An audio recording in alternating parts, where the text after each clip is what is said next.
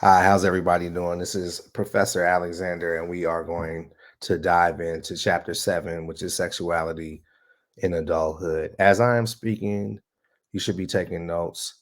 We take notes in order to retain for the test, right? So, chapter 7 deals with sexuality in early adulthood, middle adulthood, and late adulthood.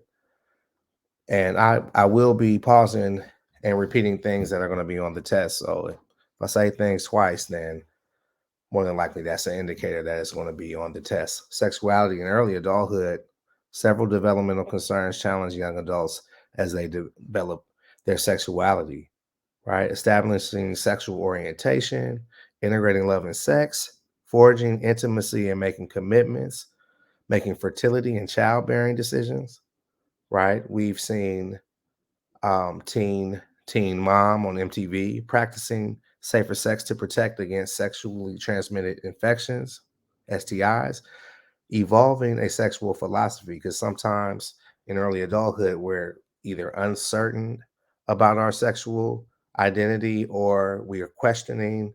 We'll talk more about that in future slides. Sexual and reproductive timeline, right? Where women seem to mature faster on average than men. So their menarche starts at age 12.3, where boys start to develop the ability to produce sperm arch at 14, right? So on average, women are 17.8, men are 18.1, right? So take time, take notes, and reflect. This goes all the way down to first marriage, first birth for women and men. Establishing sexual orientation and gender identity. So most people develop a heterosexual identity by adolescence or young adult, right? Some of that experimental phases happens in early adulthood, right? Where folks are kind of figuring it out. So for those who are attracted to the same or both sexes identify as queer or a member of the LGBTQ plus community or are unsure, develop features, more doubt and anxiety. It could take them a bit longer, right, to come to terms with what their sexual orientation or gender identity may be. It may also be difficult and dangerous to establish a relationship, right, when you're uncertain, you're ambivalent, right? So this figure two shows the three models of sexual orientation from dichotomous, psychoanalytic, heterosexual versus homosexual and bisexual, heterosexual, the spectrum, undimensional to bipolar, right? So 0 to 6 on a continuum. And then model C is the two-dimensional orthogonal storms that have to deal with homosexual, bisexual, asexual, and heterosexual. So they say folks don't oftentimes fall on either or, but somewhere in the middle, right? Somewhere on any one of those continuums. So establishing sexual orientation and gender identity. Moser, the combinations and degrees to which individuals experience four components help define sexual orientation. Sexual identity, how they define themselves sexually. Sexual interest slash attraction, what individuals want to do, whether or not they actually do it. Sexual behavior refers to what individuals actually do, and sexual orientation is a distinct type of an intense sexual interest. So, prevalence of sexual minorities, exact numbers of individuals who identify as heterosexual, gay, lesbian, bisexual, queer, or transgender are not known. Many individuals are reluctant to reveal their sexual identities due to both personal hesitancy and conceptual problems. Sexuality is varied and changed over time. According to a 2017 Gallup poll, more than 11 million American adults now identify as a sexual minority. Self identification as LGBTQ is affected by various structural and individual barriers, including internalized guilt and shame.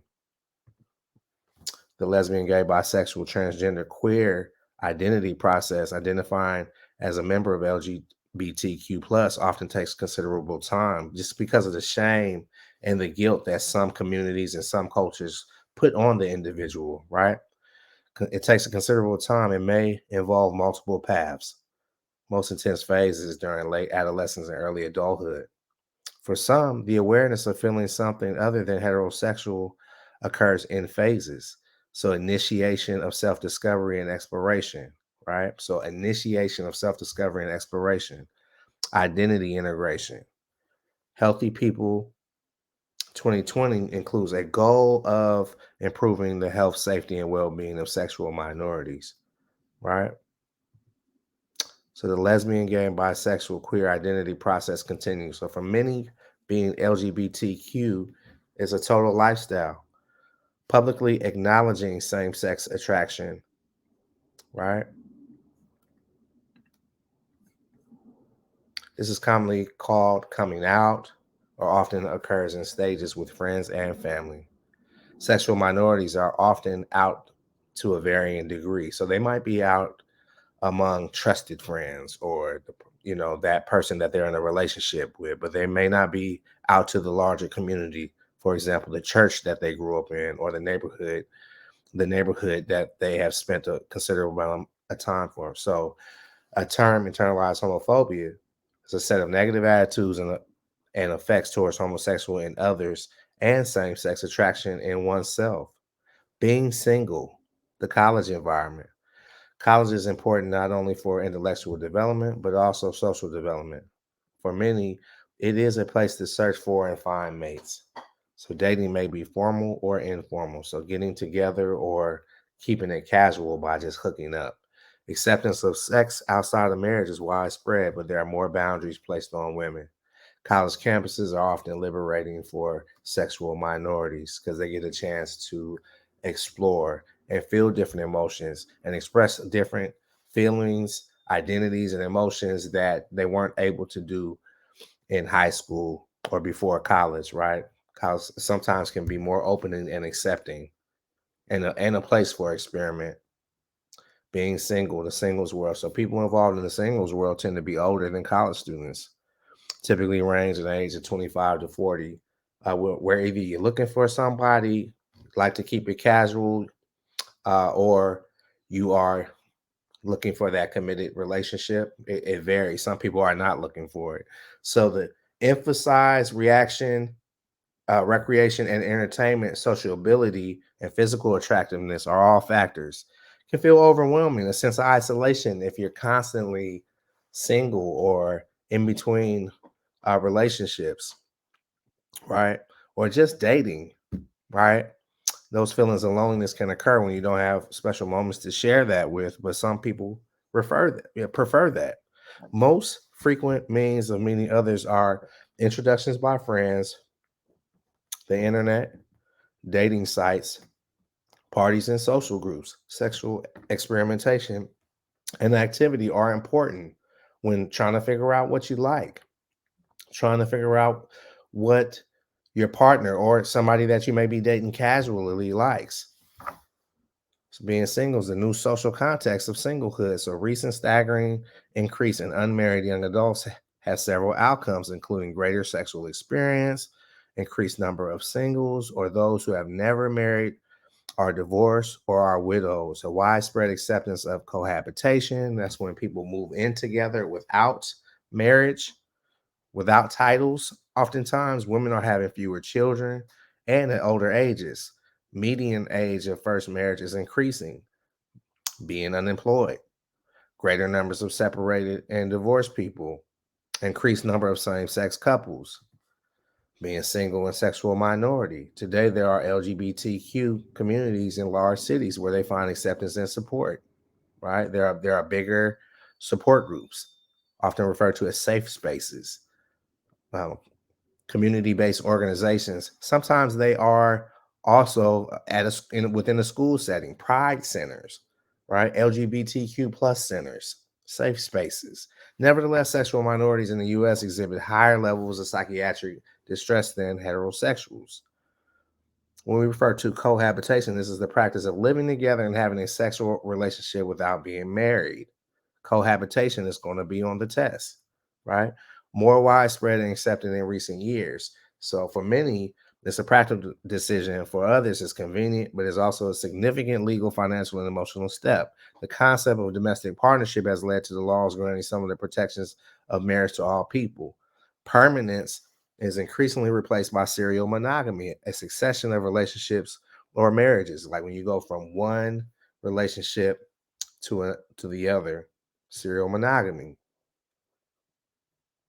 right? Many LGBTQ plus relationships resist the traditional heterosexual provider homemaker role. So tasks are often divided pragmatically, and most gay couples are dual worker couples, right? Economic discrepancies based on greater male earning power are often absent, right? Differences in power are attributed to personality or age, right? So 27 states still lack anti-discrimination laws that include sexual orientation or gender identity. So even in this day and age, some of these laws are outdated. Transgender rights are still in question.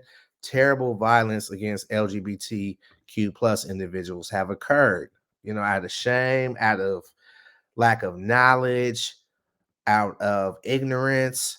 The LGBTQ plus still are attacked and sometimes very violent in nature, right?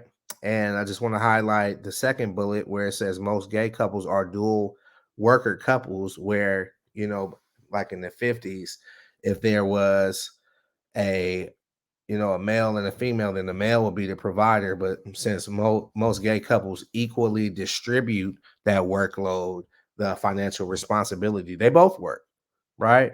Third bullet point highlights economic discrepancies based on greater male earning. The power are often absent. So there is no economic discrepancy, right? Because if you have two males or two females, right, or two trans, or a trans and a member of the LGBTQ, any combination of members representing the LGBTQ plus community, those workloads, economic responsibilities are evenly distributed. Sexuality and middle adulthood. In the middle adulthood years, some of the psychosexual developmental tasks of young adulthood may be continuing. Other developmental issues emerge. Redefining sex in marital or other long term relationships, reevaluating one's sexuality, accepting the biological aging process. These are all things that are dealt with middle adulthood, right? Acceptance, right? Or now that you're older, more hopefully more mature, you've come to terms with your sexual identity, right? And you're more confident in expressing those. So sexuality in marriage and established relationships. Sexual frequency is declining among American adults. Age has a strong effect on sexual frequency, as do hormonal changes, children, stress, financial worries, fatigue, and the lack of private time. Say that again. That lack of private time once you start having children. Sometimes that emphasis is on them. Sometimes when you're both working a lot of hours, and sometimes those hours don't overlap evenly. All of these contribute, to the decrease in sexual frequency. Higher levels of sexual satisfaction and pleasure typically occur in marriage than in singlehood or extramarital relationships. Longer the relationship lasts, the greater the commitment to making it its various aspects, including sex, work. You have to put in effort. Some couples plan sex. Some couples make a concerted effort to keep it spicy, to keep it romantic. It's all a matter of how you want to do it. Figure 5 shows why get married.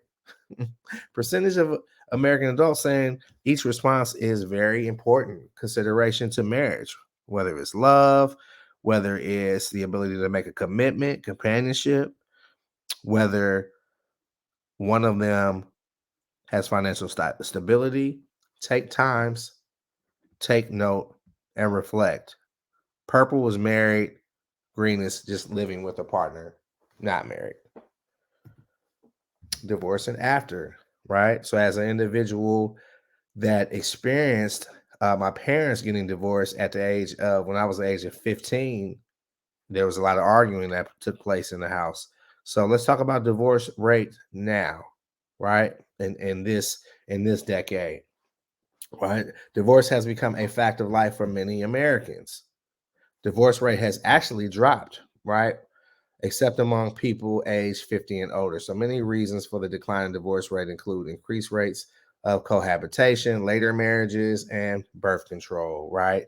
Where, folks that were in my parents' demographics, oftentimes they got married because of a child, right? But nowadays, folks are getting married later, so they have a clear indicator of whether or not this person is going to be more long term. Where folks in the past have gotten married for financial reasons, or it's beneficial to be married, or because of a child, right? So slightly over half of all divorces involve children, right? Then you go from having divorce issues to having custody battles. Encouraging views emerge from studies that demonstrate the majority of children whose parents have divorced do not suffer long-term consequences, right? Because now that all that arguing and bickering has come to a head, right? You shouldn't, sometimes staying together is more psychologically damaging than getting a divorce. So most of these children grow up to be well-adjusted adults who sustain family connections and commitments. Right? Single parents are not often a part of the singles world. So dating after marriages evokes some of the same emotions felt by and experienced adolescents. There is excitement and nervousness, oftentimes awkwardness. You're trying to get back in the game, so to speak. When you're trying to get back in the game, now you are have to become familiar with dating sites. You have to become familiar with what to do, right? When you're used to that same person for those years, right? So engaging in sexual behavior for the first time following separation may help some people accept their newly acquired single status, right? Sexuality in late adulthood. So sexual feelings and desires continue throughout life. Some may need to overcome taboos and stereotypes associated with sex and aging. Many of the psychosexual tasks for older Americans are directly related to the aging process, the biological changes that take place. So now you have a longer, if you're a male, you have a longer refractory period. You may not get stiff erections as easy as you did when you were in your 20s. So the death of partner can affect you psychologically. You find yourself comparing your new date, or your new partner, or your new friends with benefits to your ex that has since passed away. So all these psychological influences affect you in late adulthood, right? So society stereotypes aging as a lonely and depressing time. Oftentimes you don't see older adults in sex scenes, or when you think about love making and intimacy, oftentimes the senior citizen community is left out of that, right? Most people don't view that as sexy. So most studies of older adults find they express higher levels of satisfaction and well-being.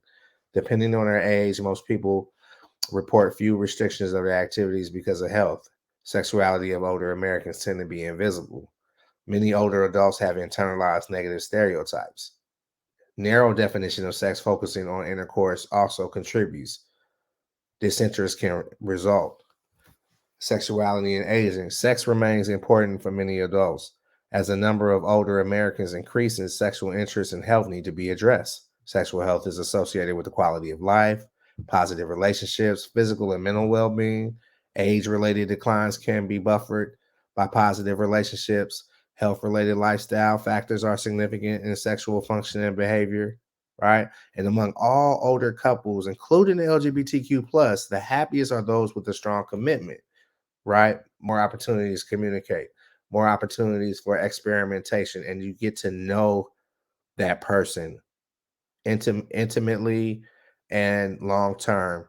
So, women's issues of menopause at the point in time 12 months after your last and period's average age for menopause for women is 51. And I remember when my mother was going through menopause and she had some hormonal changes, right? Sometimes she had an attitude, other times things were all good, but most women experience physiological and psychological symptoms, including changes in the menstrual period, sleep, mood, and the body. Hot flashes are something that a woman that's going through menopause has to deal with. Difficulties with vaginal health and bladder control, and increased or decreased interest in sex. For approximately 9% of women, the effects are severe enough to use menopausal hormone therapy, which referred to as MHT. Increased risk of certain conditions and diseases come with the use of MHT. Men's health, males climacteric, andropause, menopause, changes in male sexual responsiveness in the 40s and the 50s may be accompanied by a variety of symptoms. Sexual interest and enjoyment generally do not decrease for men. About half of men over the age of 50 are affected by benign prostatic hyperplasia. The acronym is BPH, an enlargement of the prostate gland. So, folks usually, most men start getting checked out about your prostate issues, doing checks on it around the age of 44, 45. So, many changes are erroneously blamed on decreasing testosterone levels, right? So, we covered a lot, right? We covered sexuality in early adulthood, middle adulthood, and late adulthood. And I hope you were able to take some notes. And, I covered this chapter to the best of my ability. I'm constantly learning as you are. I enjoy having you in my class. And I will see folks next time. This is Professor Alexander.